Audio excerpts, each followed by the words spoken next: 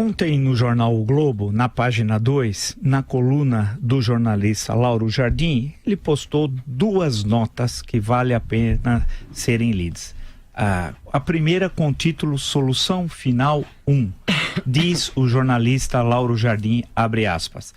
Jair Bolsonaro deu a sua receita para resolver a guerra da Rocinha num grande evento promovido na semana passada pelo BTG Pactual.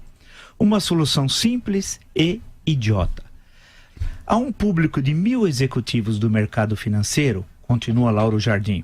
Bolsonaro disse que mandaria um helicóptero derramar milhares de folhetos sobre a favela, avisando que daria um prazo de 6 horas para os bandidos se entregarem.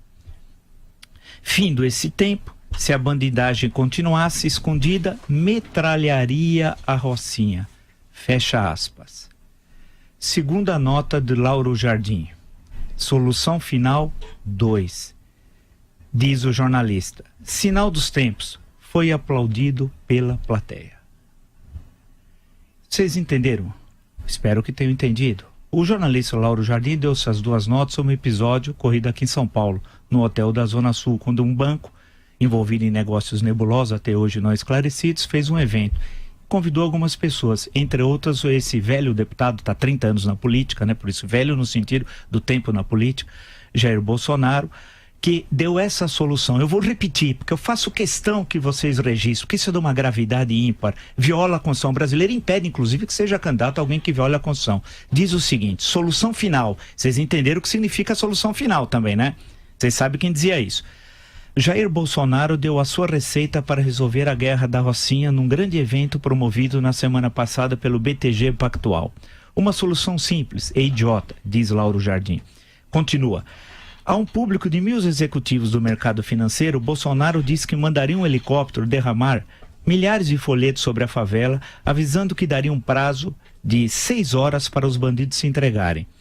Findo esse tempo, se a bandidagem continuasse escondida, metralharia a Rocinha.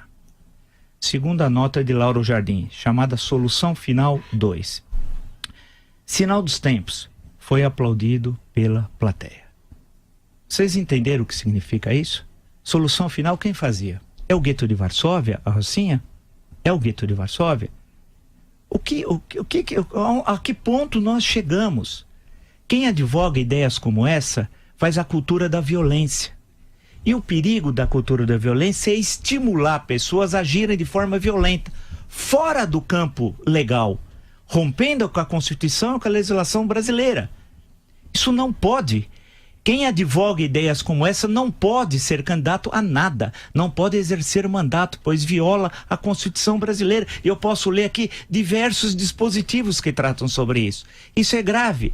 O terrível dessa situação é que há um problema, a segurança pública, é um problema grave, que precisa ser discutido com propostas, não com extermínio, não com solução final, como diz o jornalista Lauro Jardim no Globo de ontem.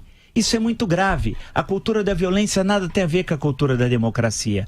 E o terrível da cultura da violência é o estímulo, não para o conjunto dos que simpatizam muitas vezes com ideias eventuais desse senhor, porque muita gente está iludida, muita gente não encontra candidatos, muita gente está insatisfeita com o país que vive, com toda a razão.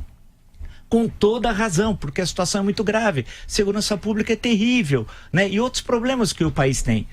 A questão que se coloca é que entre esses apoiadores existem alguns que assimilam o emissor do discurso, como diz na teoria da comunicação. Quem é o emissor? É o deputado Jair Bolsonaro, que emite esse discurso e que faz com que alguns, não são todos, mas uma pequena, uma minoria pequenininha, começam a articular o seu discurso privado da violência. Mas quem é o autor intelectual desse discurso? É o emissor. Quem é o emissor? É Jair Bolsonaro. Portanto, quando o jornalista Lauro Jardim posta essas duas notas, né, solução final 1, solução final 2, ele está se referindo a quê? Ao nazismo. Ao nazismo. Isso aqui pode ser Alfred Rosenberg, pode ser Hitler, pode ser Goebbels. Isso aqui é inacreditável, é inaceitável num país como o nosso, um país que tem muitos problemas, mas que consegue entender o que é democracia. A democracia é a convivência de contrários. A cultura da violência é a cultura da guerra, é do extermínio do outro. E isso não pode ocorrer, isso tem que ser denunciado. E nós precisamos ter coragem de fazer essa denúncia. As autoridades, quem defende isso, que a Rocinha tem de ser exterminada, como se todos os habitantes da Rocinha fossem bandidos. Isso é inacreditável, inaceitável. Aos brasileiros de bem, aos brasileiros que respeitam a lei, que respeitam a Constituição. Nós estamos em tempo, eu digo isso às autoridades. Não é possível que quem faz o discurso do ódio e da violência possa, inclusive, estar solto e pior, ser candidato à presidência da República.